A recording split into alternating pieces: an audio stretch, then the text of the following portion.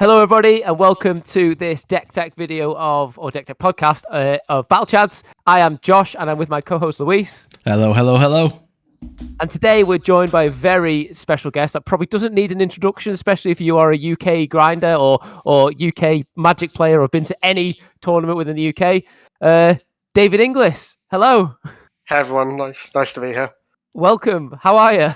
I'm good, thank you. Yeah, I had a good day yesterday, and been a couple of good weeks for Magic, so looking forward to talking about it.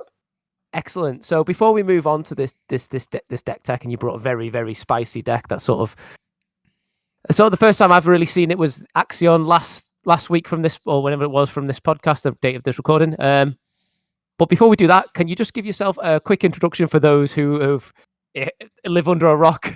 I don't know who you might be.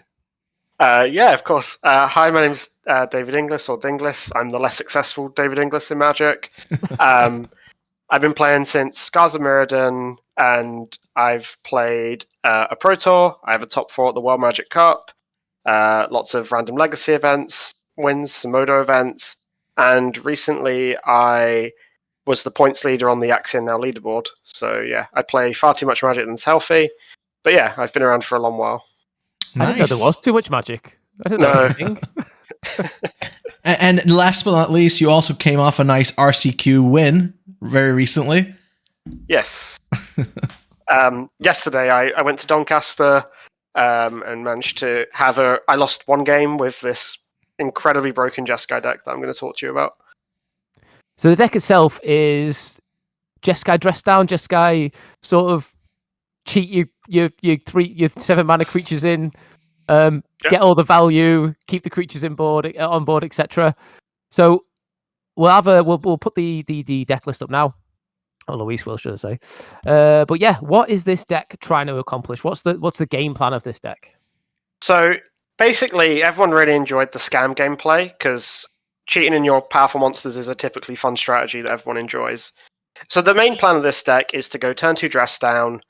In your opponent's end step, you untap, you evoke an Old Drifter to draw 2, have a 4/4 with Annihilator 1, or you have a Flage. You won't get the abilities of Flage, but you present your opponent with a 6/6 that will take over the game pretty quickly. Yeah. The reason this is so good is you're never down on cards if they interact with you. So if your opponent, for example, terminates your Null Drifter, well, you're up 2 cards. Or if they kill your Flage, okay, you can't protect it. That's a lot of resources, and if they don't, you just win the game. I guess it would be a good time to talk about why I played this deck. Yeah. So I'm not someone who particularly loves Modern. However, it is by far the most popular format. So it's a bit of get good or die, basically. I think the One Ring is the best card in Modern, and if you're not playing it, you're not really trying to win the tournament. Yeah. It just invalidates everything that comes before it. It takes over the game. And I think that Jeskai is good versus Boros, but the problem with normal Jeskai is it can never beat blue-black, because your deck has no instant speed card advantage, your spells are incredibly clunky, and you just get Spell Pierce, Subtlety, Force Negation, Bowmaster out the game. Mm-hmm. I played Jeskai at the Cardiff Axion, and I went 6-2, but I felt that I just kind of things lined up well. I didn't think the deck was actually particularly special. And I'm not really... Those of you who might know me longer know I pretty like Control, but that's kind of changed. But I think the deck now has, like... In Modern, you don't want the game to go on so long. The longer the game goes on for the Control deck, the worse things that can happen. Decks like Amulet, Tron, Eldrazi have really good late games. Mm-hmm. So sometimes you can't keep up. So this deck actually tries to close out the game by turn 3 or 4, where you just dress down your monster. And you've still got tools to play these long games. And you're just better versus blue-black. In the UK, we have an unhealthy obsession with blue-black. I don't think the deck is... Leave us alone, all right? We are the frog people here. I love Psychic Frog, but I don't particularly like blue-black. No. I think I'm not really a Murktide enjoyer. My disdain for that deck is well documented. But this kind of has a lot of good matchups, which we'll come to later. But basically, it's a more proactive control deck. It's much more like a combo control kind of Splinter Twin deck, where you don't win when you do your trick, but you are pretty ahead, and you have the one ring to fall back on, so that's pretty good. Annihilator 1 though on Null Drifter is text. That is text. Annihilator 1, especially on turn 3, you untap with that. Turn 4, you start attacking. As a blue-black enjoyer as I am, I'm sacrificing a land. I'm sacrificing a big creature. I'm sacrificing something I don't want to sacrifice necessarily, unless I've got a Bowmasters or something out.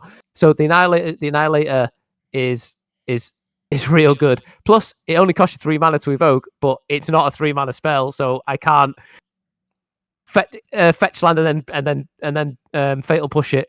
It's a 7 CMC card, so yeah, it's really good. Yeah. Another good thing. Sorry. Go on, no, crack on. Yeah. Another good thing about this deck is Dress Down's probably one of my favorite Magic cards ever. For someone who's played Modern for a long time, there's a lot of misconceptions about Modern tournaments. Modern tournaments never look like what you think they're going to look like. You will. I played at Axiom with Nadu Legal, and I played against Nadu once. Yeah. So generic answers like Dress Down and Consigned to Memory are so good in Modern because people play all sorts of wild, crazy decks. And that's a very appealing thing about this control deck. Absolutely. Fully agree with you there. It is one of those things that you never quite account for because, everyone should be on Nadu when Nadu was legal. Everyone should be on Boros Energy or something like that because this is the best performing deck. But rarely is that the case. What was it? I think it was 15% was on Frogtide, 10% was on Boros Energy this last tournament, which is not even close to what you would actually expect at the highest levels of Magic. But that's what these kind of tournaments nurture, right? This is what happens there. People come in with their cool tech, what they want to play. It's not always the super sweaty kind of gameplay you'd expect from a high-level tournament. And you're perfectly right. Dress Down, Consign, they answer a lot of everything. Even if it's not always super efficient, as long as it hits it in some way, it leaves you with a bit of a extra protection against things that you don't expect, which is really nice to have in a deck. Yeah, exactly. I mean, like, Dress Down is so much text, and like, what is the floor of Dress Down? The floor of Dress Down is you cycle it for 2 mana. Yeah, that's the floor of it, right? And then the plus is you can someone who's put exiled loads of cards from the graveyard to do a big Murktide. Well done. You've just used loads of resources to cast a 3/3 for 2 mana, and therefore people who play sort of Murktide and sort of creatures that have an enter the battlefield ability can sort of get got by this card because they don't expect people to have this card A main deck or B bring it in against you. Exactly. Post board. Yeah. The deck, like I played against a lot. I played this in a Modo Super PTQ, and I went 7-3, which is quite good for a Modern event. Yeah. And I beat Boros 6 times, and they had so many sun cleansers. That's delicious. That's so nice. Nice 1/4. Like, yeah, because they see Jeskai and just think they're going to bring in Rathalos guys. Mm-hmm. Yeah, which is something I really like, right? You're not playing Rathalos guys, you're playing Supreme Verdict, a long forgotten card a lot of the time. And this is a card that's, you can't counter it. You can't do anything to it unless you have what's it called? Name of the blue one? The blue card NDFC that bounces something to your hand. Sink and Stupor. That's the one. Unless you have Sink into Stupor, you cannot interact with this card.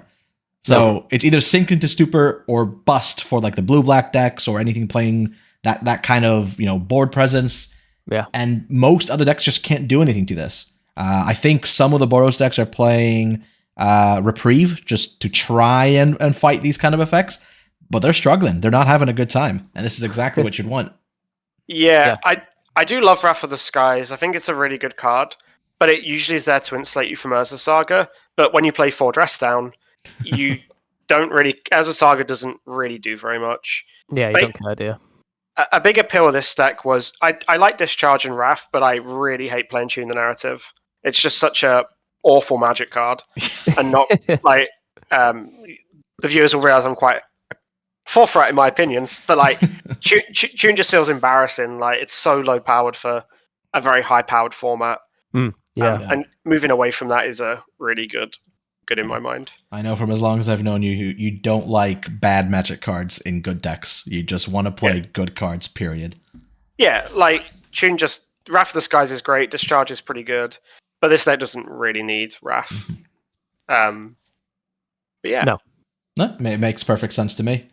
Sweet. So we have talked about a few of cards that are already in this deck, but what we'll do is now we'll go through a sort of card breakdown, explain sort of why it's in there, what the inclusion, what the sort of game strategies with those cards, and then we'll move on to the sort of the sideboard inclusions that you've made. So obviously, the only planeswalker in this deck is the Teferi. Teferi is one of those cards which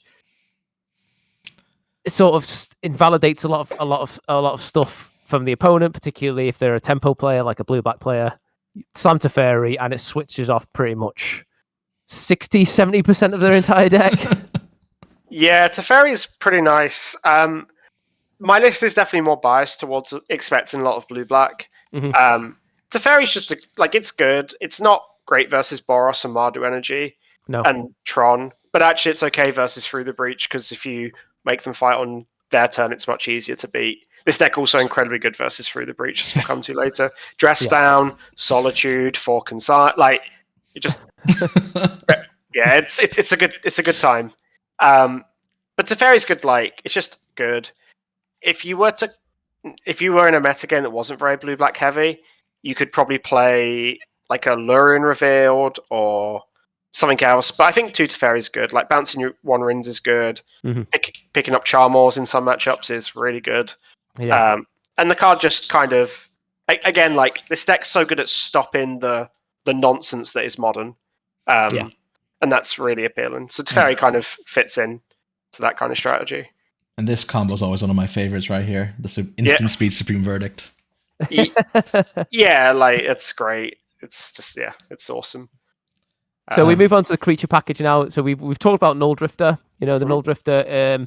The one thing I would say about the Null Drifter is the fact that the draw trigger is on cast, which is it's sort of me like, yeah, sure, you can counter my Null Drifter if you want, but as you rightly said before, it's replaced itself and one more. So the whole cast trigger stuff that MH3 brought is if it wasn't for a card like Consign to Memory, it would be really egregious. Yeah, you can do some cool stuff with Null Drifter and Consign. We'll probably spend some time talking about the really stupid tricks you can do with Consign. But Null Drifter's just 4 Flages isn't really enough to play 4 Dress Down. And Null Drifter isn't great sometimes, but it's always getting you some cards. It kind of helps you hit that 4th land drop that this deck obviously really wants. It's a 1-rin deck. But it's good. And it can win games. I guess Flage doesn't really need much introduction. It's pretty broken. Play 4 in this deck. Yeah. A nice thing about this deck is you are much better versus Extirpate and Surgical Extraction because you have more threats. A lot of my blue-black opponents bought in Extirpate, and I get it against normal Jeskai, but when I have Null Drifter, Flage, and Solitude, it feels like you're just kind of treading water. And as the blue-black player, you don't have this glut of cards. So I think being better versus surgical effects, which people I think board in quite badly versus this deck, is quite good. Particularly when you don't actually need your graveyard to get Flage online. Yeah. With this deck, you dress down, or I'm sure you're going to talk about your consign tricks, etc. But it does seem like a really sketchy sort of sideboard inclusion to bring in surgical against this deck. Yeah, definitely. We can talk about Solitude, which is probably my favorite card from MH2. I've played an awful lot of Solitude, crazy amount of Solitude. Basically, this card gives you a lot of game versus blue-black. You're not reliant on playing all in your turn, and that's where blue-black often beats Jeskai. You can do really cool stuff against a combo deck where you go dress down end of turn, then you pitch some dead white removal, make 2 Solitudes, and that's 6. That's a start. Yeah. You can. It's just a flash threat. It's just a really good quality card. It's not its best versus Boros, but still good because you just need all the terminates you can get your hands on. Yeah. But so getting to play Solitude is nice. I hate Subtlety and Control decks. I really dislike playing Subtlety because it's just buying time, which doesn't really fit how Control works. But Solitude, again, we'll come to the consign tricks you can do and the kind of crazy turns you can set up. But yeah, like 4 Solitude's great. It's just a backup win condition. Kind of, yeah, it's just awesome. I'm definitely with you on the subtlety in control decks. I'm massively high on subtlety in tempo decks, but when it comes to a sort of control, straight up control, yeah, I think I agree with you on that. Like, you need finite, like, definite answers to stuff. Yeah. And plus it's as you said, right? It's a threat and a win condition on its own. Yeah, exactly. 4 Prismatic, 2 Supreme Verdicts. We spoke about Supreme Verdict. It's a card that people think take the space of Wrathless Guys, but guess what, buddy? No Wrathless Guys in this deck. Yeah, Verdict just always gets its man. You don't have to worry about like a Spell Pierce from Blue-Black or Stubborn Enough from Zoo, which is quite a popular deck locally. Prismatic Ending just is the best at what it does. It's so efficient. You never are down mana. Yeah. I've seen some people play Leyline Binding, but I'm not a big Leyline Binding fan, especially with Consign picking up in popularity, because if you get your Leyline stifled, that's really bad. Indafa Triumph's kind of awkward as well.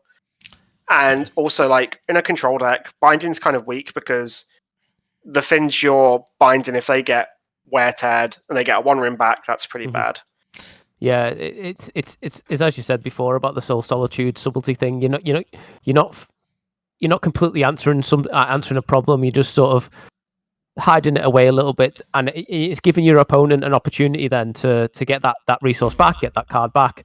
And yeah, I'm completely with you on Leyline Binding. I'm not a massive fan of the card, if I'm being honest. And if there's a version of a deck that plays Leyline Binding or plays a 5-color package for Leyline Binding, and yet there's the straight up, say, Jeskai Infinite and the straight up Jeskai version, I'm just probably leaning towards the straight up cleaner mana version, if I'm being honest. Yeah, especially with how the deck functions, right?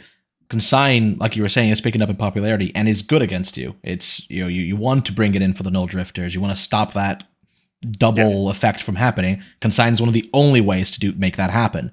And Consign's also going to hit the 1 ring. So what do you want? You want less things that are vulnerable to Consign to memory. Otherwise, you're going to fall trap to it. Yeah, exactly right. I guess talking of Consign, probably time to talk about. Yeah. So Consign is kind of a pretty weird Magic card. So the obvious tricks are to Null Drifter, Consign the Evoke trigger, Consign your Flage Escape trigger, counter 1 rings, counter Storm, counter Scion of Draco, counter Cascade. Some of the cool tricks you can do are about Replicate. So I had a game where I went, okay, keep my Flage, then I'll evoke Solitude, and with the Replicate, I'll keep my Solitude forever. And people just look at you like you're doing some kind of ridiculous magic trick. Yeah, Consign's really good. It just good modern card, good against lots of things, good against the best card in modern, which is the 1 ring. The extra tricks are fun, they're good, and they do come up. There's a lot of ways you can turn the card into doing more. It is at its weakest versus blue-black, like it's pretty poor in that matchup, so you can cut some there. Because you aren't really looking to play this kind of sorcery speed tap out game. But I like against every other deck, it's good against Boros because it gets their 1 rings, which is one of the ways you lose. Against Storm, it's obviously incredible. Against Goryo's Vengeance, they bring back an Atraxa. Okay, nice card. I'll take 7 or have it dressed down. Yeah, Consign's just kind of like it's perfect. Like it can be a bit awkward if you draw 2 in the early game, but there's usually ways to turn it into cardboard, especially with Force Negation. Yeah, definitely. Yeah, it makes a lot of sense. Yeah.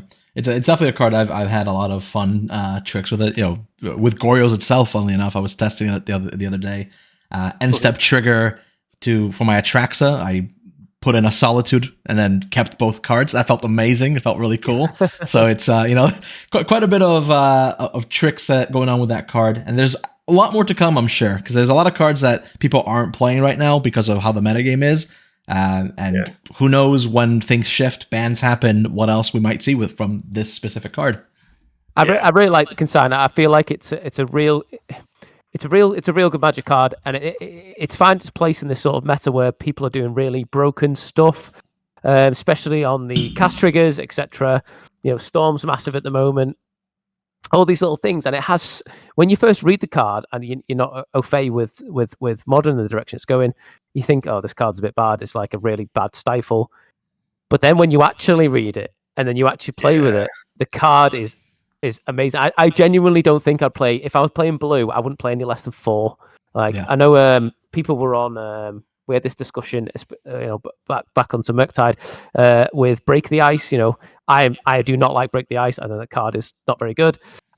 My win rate against Tron variants is very high because I just pack four consign to memories in that space and then Harbingers to attack the mana base. Like I just think if you're playing blue, 4 consign to memory at the moment is where you want to go, unless you've got some other outworldly plan. I don't know, but consign, brilliant card. And the fact that it insulates you against opposing counterspells is really, really cool. You don't have to just 1-for-1 against the ring. You can replicate it against the One Ring when they're holding up an extra blue. You beat their Mystical Dispute, and you're sitting pretty. It's great.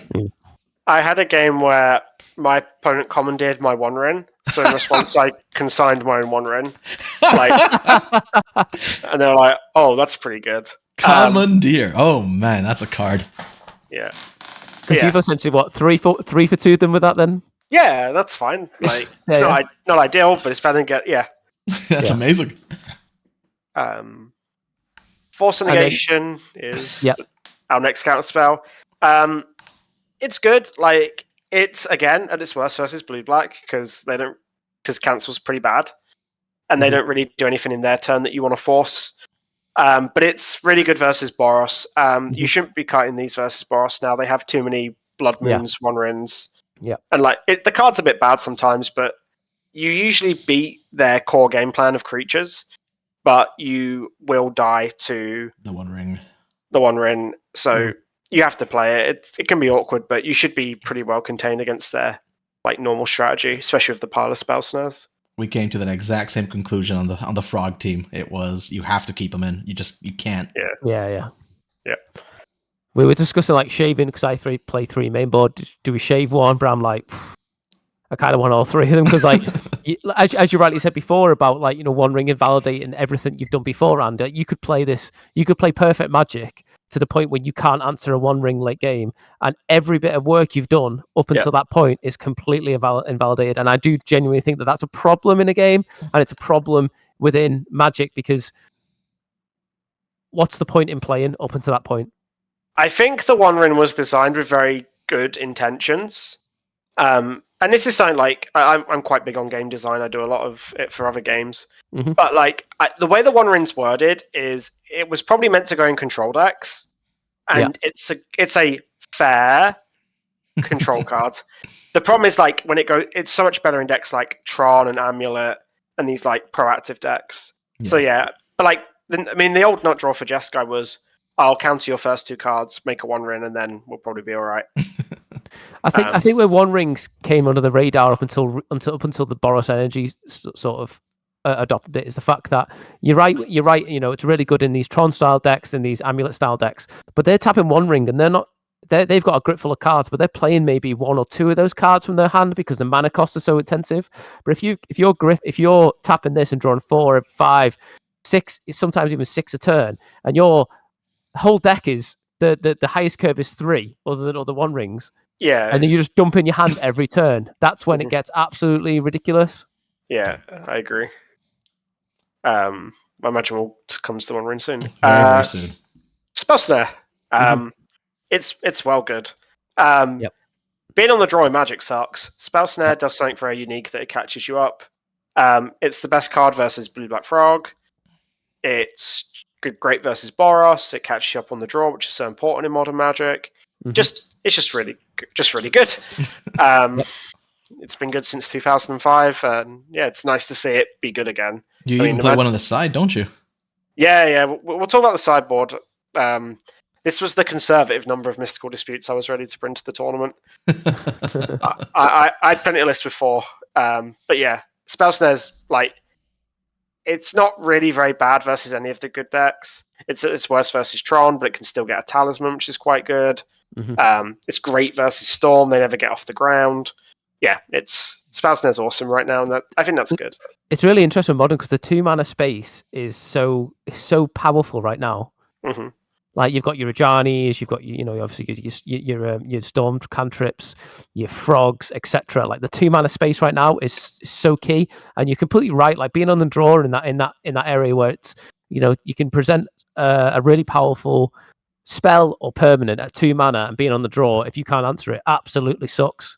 And a lot of the time, like Spell Snare being instead of like say a Fatal Push or a bit of removal is the difference between a Goryo's player putting a frog down, dumping an Atraxa, and not having that opportunity at all that Spell Snare sort of denies. So yeah, I like Spell Snare. It's really good right now.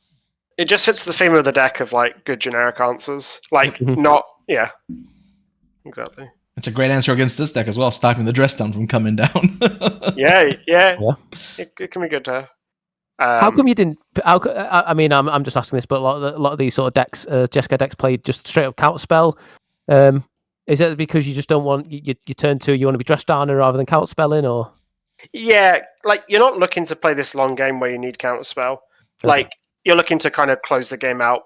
Like a Flage doesn't kill. Well, it does kind of kill them in 2 hits, but you're not interested in this super long game. Also, the manas, Flage and counterspell are not really best friends in terms of mana. Yeah. And I'd rather use Spell Snare. Spell Snare and Force Negation kind of cover everything I need to. The deck's kind of got just really good answers. It's kind of crazy not to play Counterspell, but you don't really need it. Yeah. That makes sense. You just want to be fitting Surveil lands because you're looking to set yourself up for your combo as quickly as possible. And then a new rare card that we've never spoken about before, the One Ring. So since Ghent, which was the RC at the start of the year, I've played 4 One Ring in every Modern tournament. Apart from one Axion event because my friends wanted to borrow my Jeskai cards to play this deck, funnily enough. So I played Mardu with Seasoned Pyromancer. Yeah, the One Ring's broken. It's not fun. It should be banned. It's just too good. It just like I bet Blue Black Frog plays it in at some point. Yeah. There's some lists already coming out with it. Yeah. The card just is the best thing in Modern, and it just makes the game all about the One Ring. This deck is quite good versus the One Ring with the forces, the consigns, so you never really resolves. And also you can kind of plow through it. Like they can take a turn off, but you can set up. My Eldrazi opponent in the quarterfinals of the RCQ had the One Ring on 4, but I'd kind of blown up so many of their lands and had all these consigns that it didn't really matter. But the One Ring's like, I don't know, I don't need to tell people how good the One Ring is. It's like the best card advantage since Jace the Mind Sculptor. The One Ring's broken. A very playable card nowadays as well. Yeah, that's a shot. And then I guess just 4 dress down, it's what the deck's about. Good against random stuff in Modern. There are tons more uses. I know that you play Legacy. You might have experienced the joys of dress down into Uro. Yes. Depending on your side. me too. Like, very good. I stole this deck from Arceus Dota. But I knew about the deck and it interested me. But I've played a lot of like Beanstalk decks with Null Drifter dress down before in Legacy. So like the kind of this deck is like it's like a Legacy light deck in my mind. Which is good. That's an appeal and sell for me. Yeah, and it's a deck that's just quite insulated against 2 of the meta's biggest things, right? Which are Boros Energy and then the One Ring decks. Because it turns out when you attack with Null Drifter, when they have the One Ring, they still have to sacrifice something. It's really good for these kind of matches where you can always come out on top because you have something that can actually happen when people are looping rings on you. It breaks that attrition, doesn't it? That attrition sort of warfare game or whatever you want to play. Like, you're looping your One Rings, but guess what, buddy? You're sacrificing something every time I attack. You are very good at keeping the One Ring off the board as well, which is good. Prevention is the best cure. I think this deck is very, very good. We'll talk about matchups, and that'll be in a bit. That'll be interesting. Yeah. But I think if you're looking for a deck to win an RCQ with, this is a really, really good choice. Yeah, I agree. This is something, when I saw this deck, I was like, if I owned the One Rings, which I will never own the One Rings because I've just refused to buy them at this point. I wish I kind of wish I bought them like a year ago, but I'm just not doing it now. Like if I owned the One Rings, I'd be sleeving up this deck. I technically own them, although Jack is borrowing them about 99% of the time. So yeah, I got mine early. Like I got them for Legacy actually. I was like, oh, this would be good in like Legacy, like Control, and then it kind of became all the rage in Modern. Yeah, I got mine for like 35 each, I think, quite cheap. Yeah, something like that. I got the two. You know, you get them from the collector booster, whatever it was. The box bundle, yeah, little gift bundle. Yeah, I had two from that. I opened one and then got the actual one, and I think I sold them for like £35-40. Yeah, just as like, I'm not going to play this card. It's not my kind of card. And then lo and behold, it doesn't have to be your kind of card. It just, if you have a deck, just throw it in there. It doesn't matter. Yep, makes sense. So the land base is very clean. You know, you've got your typical Jeskai mana. Arena of Glory is a card that I was very excited when I saw this. Like when I saw this and when I saw Flage, I was like, "Oh wow, this is good." So, I was very wrong about Arena of Glory, and Magic players are usually not very good at admitting they're wrong. I'm wrong all the time. The thing we do is really hard. Like I'm wrong about loads of things. I thought Arena would be pretty medium. So did I. And I did not think it would be played in my Counterspell deck. Although this one doesn't have Counterspell. Yeah, Arena just kind of... Basically, I'm going to use a poker analogy where I compare Modern to the World Series of Poker, where the best player doesn't win the World Series every year. It's someone who has gone through the minefield of, oh yeah, of course I'm playing against Omniscience combo, or, yeah, of course I'm playing versus Yawgmoth. In Modern, you want the game to end as quickly as possible. A friend of mine, we were talking about Modern, and he was like, how did you get better at Modern? And I was like, I stopped playing Ancestral Colonnade, and I wanted to be someone's bad beat story. They just had turn 4 or turn 5 at Flage with Arena, and I took 12 and I died. And yeah, Arena just facilitates these kind of these nut draws, which are so important for Modern. Like you're never too good for a nut draw, and you should be always looking to play decks with like a powerful nut draw. This doesn't mean like you should play Belcher or these or like Neoform. all in on that nut draw or die. But like Jeskai Control doesn't really have any nut draws, and like one of the problems I've had with Murktide is the nut draws aren't really there for me. As much as I've played lots of Murktide and I've won an RCQ with Murktide, but I think those kind of decks like lack that, and that kind of is a bit of a turn off for me.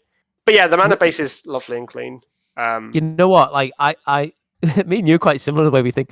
So I'm 100% with you on that nut draw thing. Like particularly so that let's talk about the nut draw thing because I find it very, very interesting. It relates to a podcast we did on tournamentship and so how you approach a tournament. Mm-hmm. One of my favorite decks of all time for Pioneer is Greasefang. I love that deck. I'll be playing that deck until it enters the realms of Infect. Like that deck, I love that deck. And the thing I love about that deck is that I can turn through my opponent fairly consistently. Two out my 3 games or whatever, and I've got time to go and get a snack, have a drink between rounds, chill out, etc. Or alternatively, I've still got this very, very respectable mid-range game plan. Yeah, that they still have to respect this nut draw. And my point I'm trying to say is that if you bring a deck where you're going to be having 60-minute rounds or whatever because you go into time, or you're playing a control deck because you're just playing all the magic all the time with no red, you're just going to burn yourself out. And with these sort of decks that don't have this nut draw, if you stumble at all or make the wrong decision, which happened to me in Axion, the last one, the Sheffield one, anyway, I made two sort of wrong decisions, which meant that it spiraled out control from a deck because my deck didn't have that nut draw. It's giving your opponent time. You're tired. You're giving yourself more decisions unnecessarily. And if you're in a match, say if you're in an 8-round tournament, but two of those rounds are free because your deck's just gone off because it has accessible to those nut draws, as you said, that's 2 rounds of magic that you've essentially saved yourself from playing. in a weird sort of way. Yeah, so like, there's two things. One of my jokes about people who play Murktide is they want to play a lot of Magic. They're there to play the most Magic, and like, because you never really crush your opponent with Murktide. Sometimes you have Frog, and that'll do it, which is good. Yeah. But my kind of philosophy of tournaments that I thought about a lot over playing for 14 years is how good decks have nut draws and backup plans. Mm-hmm. So like Grease Fan's a great example because you have your A+B combo that wins the game, but then you have your like Rafine's Informant does like 6 damage, and then I play a Chariot, and like those are like the decks that are usually very good in tournament Magic. Mm-hmm. Like those kind of decks usually win as opposed to like combo decks usually, like pure combo. Yeah. You want it to not just, like we were saying, not be Belcher like just be all in and just do this one trick pony kind of thing. You need it to have a respectful game plan B, maybe even game plan C and D. If it can do multiple things, it gives you that much more advantage over what your opponent's doing. There's nothing quite like having a deck that gives your opponent that fear that you might just win because they made a misstep. It gives you so much extra power in what you're doing, which is really good for a tournament. You know, it helps you stay on top of things. And like Josh was saying, you have to make less decisions yourself. And the less decisions you have to make, the less tired you are, the better you'll play. Yeah, for sure. You're never too good for like a nut draw. Like, it's so important in tournaments. I think it's probably the most important part is playing decks that have good like nut draws. Exactly. That's why Reanimator in Legacy does so well, like the blue back Reanimator, because you've still got this mid-range package, but guess what? I can just Structure you on turn 2. Yeah. I mean, I've played that deck. I played it for the entirety of its evolution, and I've played Legacy for 14 years, and it's the best Legacy deck I've ever played, apart from Miracles. It's just so good. And those decks are like, if you're an aspiring tournament player, you want to kind of look for those decks that have like nut draws and multiple backup plans. Like, not like Live and End, where I'm going to cast Curator of Mysteries. Is this good? Like, this deck, if you deal with my Flage, I'll Null Drifter you, I'll Solitude you, I'll One Renew into Oblivion. But yeah, but I guess with the mana base, the only other interesting part is probably the second planes.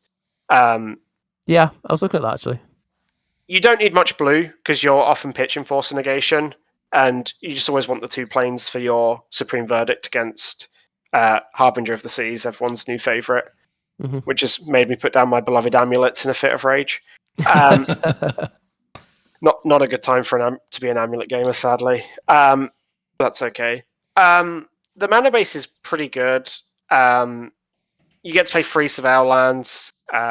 One nice thing about not playing Counterspell is you can play the Plains, the Arena, and the Elegant Parlor without feeling too guilty. I had enough time playing 1 Plains, 1 Arena in my Counterspell deck. But yeah, the mana base is nice. I've played some Hall of the Storm Giants as well, if you wanted yet another win condition. But that probably isn't necessary unless you expected a lot of blue decks. Yeah. Hall was very good in the mirrors, though, especially against normal Jeskai. It's actually unkillable, which is kind of crazy. Yeah, because the thingy trigger as well is really good. The war trigger, yeah. So I guess I'm pretty satisfied with the main deck sort of stuff. Do you want to add anything else, Dinglis? Yeah, I guess like the main deck is kind of sadly not very changeable because all your cards are really focused to the plan. You can play around with the Teferi slot. You could play another Force, a Spell Snare, a Lurien Revealed potentially. One thing I love about this deck, it's not 22 lands and 3 Lurien Revealed. My hatred for Lurien Revealed is well known by people. It's not a land. But you can pitch it to Force Negation, and sometimes you'll draw 3. Yeah, and sometimes your second land will come in tapped, and you'll feel really annoyed, or they'll force your Lurien Revealed, and you'll feel really sad. But yeah, we can talk about the sideboard. There's some unique cards. I will say though, before we talk about the sideboard, is that you've kindly put together a sideboard guide for this deck. It is a paid sideboard guide, but we are going to put that link down here, and we're very, even though we're sort of non-profit, whatever, we are massively advocates of supporting content creators. So if you'd like to get access to this sideboard guide, then please click the link that we've provided in the show notes. yeah, that'll take you to the Patreon or wherever it may be. But yeah, support your content creators. That's what we're here for. I will shill the Patreon quickly. If you like Pioneer content and really good players, the Patreon has Ben Jones, who's way better than me and wins every modern tournament. Claudio Miranda, who's probably one of the best Pioneer players in the world. And Harry 13. If you like blue-white, he's got you back. But yeah. In terms of sideboard, I guess we'll start with Celestial Purge. I hate losing to Blood Moon and Goblin Bombardment. I'm with you there. And Purge is good. It's okay versus Murktide as well. Just another. You just want to fight Murktide on their turn. That's the way to beat Murktide. Yeah. Purge just kind of. Blood Moon is the big culprit. Bombardment, Ajani, Frog. It's narrow, but it's so good at doing what it does. There's nothing better. It's got a lot of text in this format. A lot of text in this format. I love Celestial Purge, but that's because I'm ancient and remember playing it in Standard. Then the 4 Force rounds out our Anti-Storm, Anti-Tron, Mirror, kind of just all of that. It's you just want it. Pretty obvious. More interesting is probably High Noon. Yeah, that is very interesting. Storm players are crying in their rooms right now. Storm is already a pretty good matchup because you have the Consigns, which is obviously great, the Spell Stairs, the Forces, and you have the Quick Clock, so they can't kind of grind you out. High Noon just kind of really ices the matchup. It's also good against fringe decks like Rhinos or Living End, which made a comeback this week. And just random stuff people bring. It's just like another anti-storm card.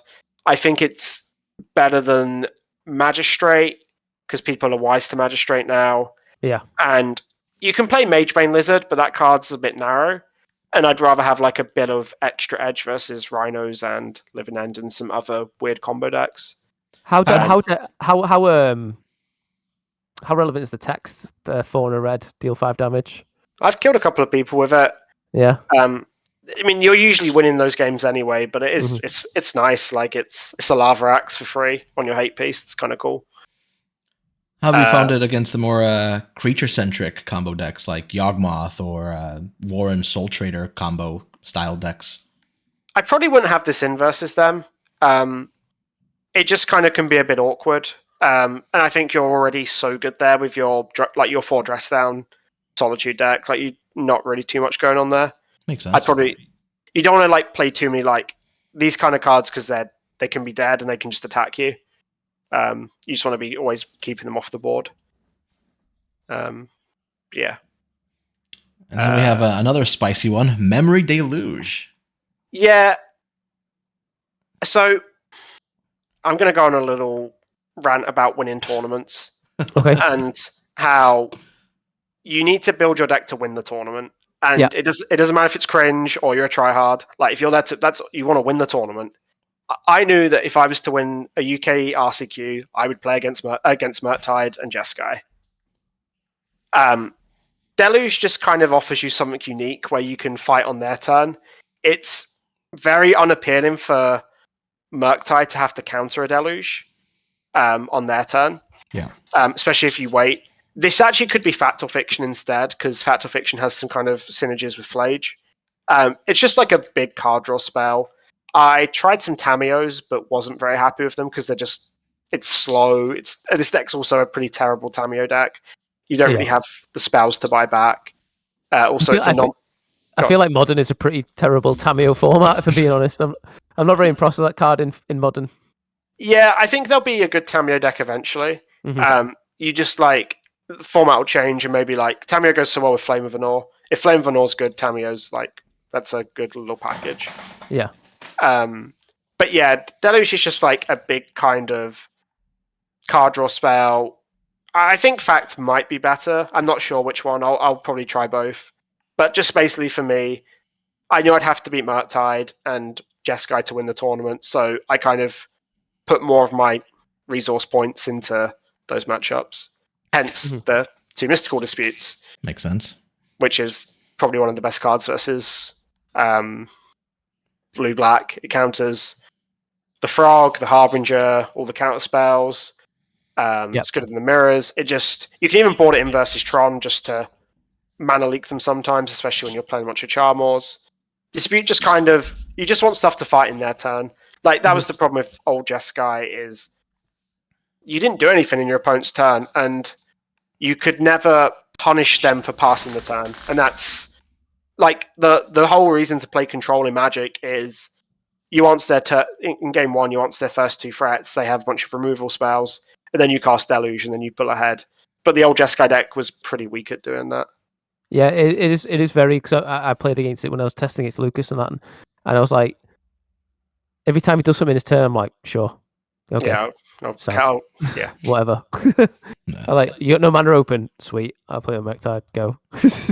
Yeah, exactly. Like, you need like instants to kind of do stuff. And I think that a 4 mana one is the best one. Makes a lot of sense. Yeah. Charmor is the anti-Tron. Like, you are quicker than normal Jeskai at winning the game, but Charmor just kind of always does its thing. Like, it's not enough on its own, and I actually don't like this card in Boros and Mardu because it doesn't play into your plan. But in Jeskai, where like you counter their spell, you then Stone Rain them, you do it again. It's much better there. It just like you can't play forever versus these Eldrazi decks, even with all the consigns. No. So just quickening your clock is important. I was going to ask you because the more I look at the deck, it seems really good into a lot of things going on. The Eldrazi decks, though, it was a big question mark for me because it while you can sometimes get him with a Null Drifter, you're not exactly quick at winning the game. And I was wondering how do those matchups kind of line up, and why is Charmor so important? Charmor's so good because it just kind of it's a threat that kind of disrupts them. Mm-hmm. You're pretty good versus Eldrazi. Against Through the Breach, they can't really win because you have Dress Down and Solitude. So you'll happily just dress down a Hasted Emrakul, or you'll Solitude to exile the Emrakul. You'll give them 15 life, but you can kind of beat them. They've invested a lot of resources into that and time. And like with the consigns they struggle to set up, like Eldrazi feels like a pretty good matchup, and the Charmors just kind of really solidify it. Because you can lose by drawing dead cards. Like game 1, you can draw 2 Prismatic Endings, but we'll talk about the matchups, and we'll talk about what this struggles against. But Eldrazi, I played it in the quarterfinal, and the games just weren't really close. I did have turn 3 Flage, which is quick. Of course. Yeah. Makes sense. But like I mulliganed for a Flage hand. Like, I mulled to 5 because I was like, this is all I really need to do. We'll definitely get into that. Yeah. Then we have Soul Guide Lantern. Yeah, you can play like Surgical, Soul Guide. They're all kind of fine. I like Soul Guide against the Emrakul, the Promised End Eldrazi decks. Because those can be challenging, because those stretch your consigns a little more, and they have the blue for their own counterspells. It's fine versus Gorios. It's good versus Storm. Not that you really need help there. This is like a kind of flexible. It could be Surgical. It could be Soul Guide. It could be a Dispute. Just kind of a reasonable card to play. Makes sense. Yeah, fair one. And then the Snare in the sideboard, not a common thing. A lot of people love to say you can't have Snare in the side. There's better cards than Snare in the side. It's either main or nothing at all. So what's the take there? Sometimes you lose the dice roll, and that's really bad. We have to go second. Yeah. The Snare's just really good. You can't really play too many main because it's not always good, but when it's good, it's the best card. So it's just for those kind of matchups. It is a bit weird to be in the sideboard, but it's so good when it's good that you just want it. Like against blue-black, it's the best card. And last but not least, Temporary Lockdown, the Pioneer staple. Yeah, this one's a sweet one. It's really good versus Boros and Mardu, because all the problems go away. The nice thing is as well, because you leave in your forces, you can temporary lockdown, and then you can force like a static prison they might have in. It's just kind of really good at. It just cleans it up nicely. It gets rid of bombardment, which is one of the best cards versus Jeskai. It kind of just always solves the problem, and that's Yeah, it's good. Just for Boros. And it just always gets everything. Yeah, Just be careful of it, like with Static Prison. Like, you should probably try and play it with a force, but you're not usually getting like 12 cards with it. You're usually just getting like 2 in the early game, and then that's stabilizing. Okay yeah, just makes sense. But yeah, Sweet. you're quite good at not getting overrun and needing to rely on the lockdown. So getting like a couple of tokens and like a cat, and then they get it back in the late game's fine. Yeah. But yeah. So sweet. That was sort of the deck in its entirety. It's a really cool deck. I mean, I would be picking this deck up, like I said, if Alex is ordering a paper. I probably could lend them, Luis. But talk to Jack. Yeah, this deck is super sweet, and it's not. I'm not really on par with like sort of like straight up control. I try to avoid straight up control. It's not me. I'm really bad at making decisions without a threat out. But yeah, this deck is absolutely cool. So we did allude to the fact that we're going to talk. We talked about tips and tricks as we go along, as we went along with the deck. Is anything additional you want to add, tips and tricks wise? I know Consign is probably the biggest one, but we've already spoke quite in depth about that already. Don't be afraid to mulligan. The deck mulligans really well. Your hands with turn 2 dress down, turn 3 flage will be a lot more than keeping an average hand. The deck's pretty easy to play, apart from the mulligan decisions. I think that's the hard part. If you liked decks like Urian control, you will probably like this. If you enjoy control decks in Legacy, you'll like this style of control a lot more. It's really good. Like, I think it's an excellent choice, and I think it will pick up soon. I agree. Yeah. Makes sense. So what sort of decks do you want to see then? Like, if you sit down this and you could pick the deck to face, what sort of decks are you picking to face? I think you're good versus Energy. I think your Energy is an excellent matchup. You're good versus Blue-Black Murktide. I think you're definitely a favourite there. You are very good versus Storm and Eldrazi. I sound like the typical, I'm good versus everything. However, I mean, these are all the decks you want to beat, though. Yes, but Modern has the very special feature of the other bracket. Yeah. And this deck, because its answers are so can be quite focused, can struggle with the other bracket. I played versus the new Omniscience combo deck. Oh yeah, the Shifting Woodlands one.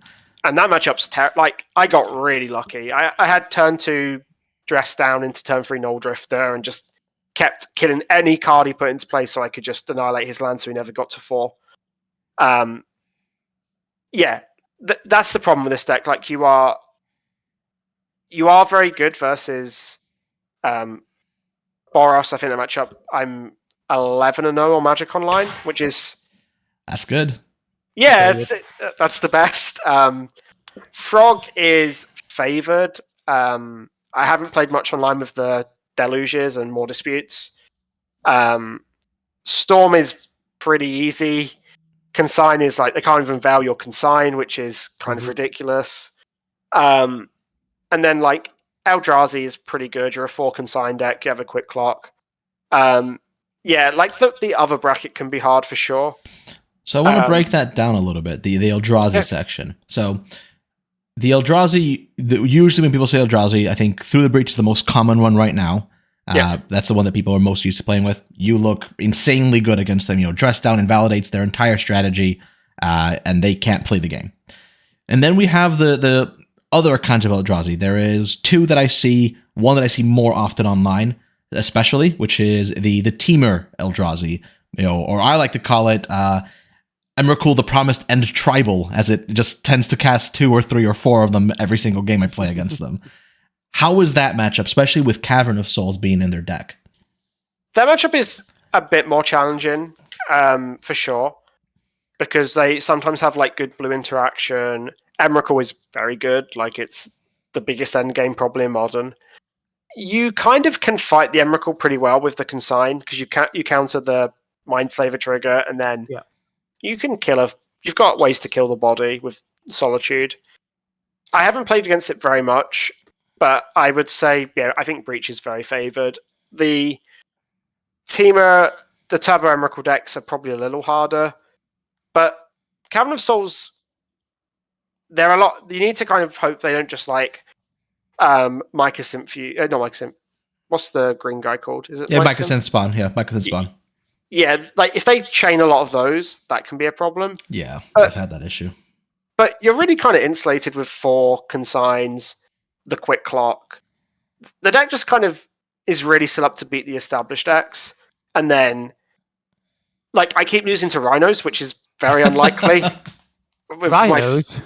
Oh yeah, I've been getting crushed by Rhinos, which is very strange for my on Modo. Like my 4 consign, Force, Verdict deck. I've lost a lot more to Rhinos than I care to admit. Is that the Amped Raptor Bloodbraid Marauder one?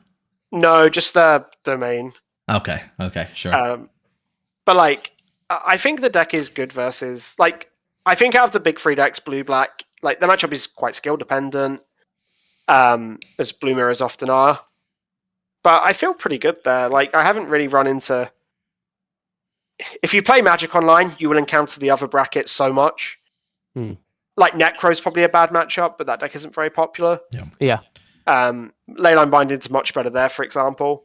But of the big 3, like Tron, Blue, Black, and Boros, I feel really good there. Fair. You're just kind of all set up very nicely. Yeah. And then there's the new green black decks. There's Yawgmoth, Warren Soul Trader combo, Amalia, and the new one, green black Rock. How do you feel about those? I would assume all those decks are bad versus Dress Down. I would feel pretty good. They're not very popular on Modo or paper, so I don't have like any definitive proof. But usually blue-white was pretty good versus Yorg with Flage. You have a bunch of spell snares. Like Consign's pretty bad in those matchups. But maybe they're slightly unfavored, but I'm not sure. I just haven't played against them yet. I find the Rock one to be quite scary. I get grist under a Agatha Soul Cauldron all too often and then just die. That is unbeatable for a Mech-type player. You can consign the Cauldron. Powerful. Another good use for consign. Yeah. But yeah, but those decks, I would not be surprised those decks were hard. But they're not really a huge part. I don't think it's Cauldron and Grist that's the issue. It's Delighted Halfling. I've lost more games to Delighted Halfling than I'd care to admit. I've solitude many Delighted Halflings. Just get away from me. Yeah. For sure. Whenever they do Delighted Halfling and then Agatha Soul Cauldron, because it's a legendary off of it, I cry. Where is my fatal push? Yeah, so I'm pretty satisfied with that Decktech breakdown. Again, it was really interesting. The deck is amazing. Super. It was a really honest take on the deck as well. Luis, have you got anything before we go into sort of the outro sort of things? And same for you, Inglis. Have you got anything you wanna add before we go into the sort of outro piece? One last question, actually. So, what is your biggest nightmare of a deck then that you face? You think, if there is one? I haven't really come across anything yet. This sounds supremely arrogant, but I'll be honest. I didn't test very much for the RCQ. I played the Modo Super and was very happy to go 7-3. I lost to Blue Black, but I think I played badly because it was midnight. I lost to Mono Black Necro, and I lost to... I can't remember the other thing I lost to. It was a not very popular deck, but I think it's just well built and set up. I guess that it built a really nice list, and I kind of copied the homework. We'll say it was Dredge. You lost to Dredge. Yeah, that would be bad. Yeah, Dredge.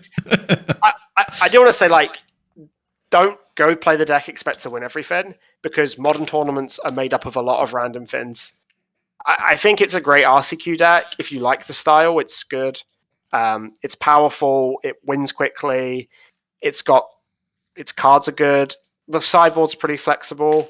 Yeah, I think it's a good choice. And I don't know what I'm going to play at the Axiom Invitational in 2 months. But this would be if it was tomorrow, I would play this for sure. Yeah. But yeah, Makes I think you sense. definitely see a lot. This upticked a lot more, particularly local, especially Arcs showing in that deck on Sheffield. You know, he top 8 with it, and everyone was talking about it. It's you'll definitely see this deck more. I think, particularly on the sort of local tournaments, etc. Makes a lot of sense. But anyway, you were saying you had something you wanted to say there, Dinglis, for the sign off. Yeah, I just want to say thanks for having me on. It was really nice to finally get on one. Yeah. In terms of like my socials, I don't really use Twitter anymore, but if you like good Magic content, my Patreon is TacTeam9, has loads of great players. We do a lot of sideboard guides, content, set reviews. It's really, I think it's very good value for $5 a month. I'm pretty biased. But yeah, happy to be on the podcast and hope to do another one soon. Yeah. Oh, we definitely have you on again. This has been really, really good. I've enjoyed it. But everybody, thank you for listening to this this Deck Tech. We'll have another featured episode this week, hopefully. Don't forget to like, comment, and subscribe. It really helps. This is a passion project. We keep saying this is a passion project, so your support really makes it more fun for us and makes us want to do it even more. But yeah, Luis, anything to add? No, like, comment, and subscribe. Make sure you leave a comment. Let everyone know about us and to come check out our content. Hopefully, you learn a fair bit from what we're talking about, especially when we have someone like Dinglis on. Very good player, very accomplished player, and always happy to have you on the podcast here. Hopefully, we'll have you for another great big victory whenever you win the Pro Tour or something, right? We'll see. Thank you, everybody, and have a great night. Bye. Bye.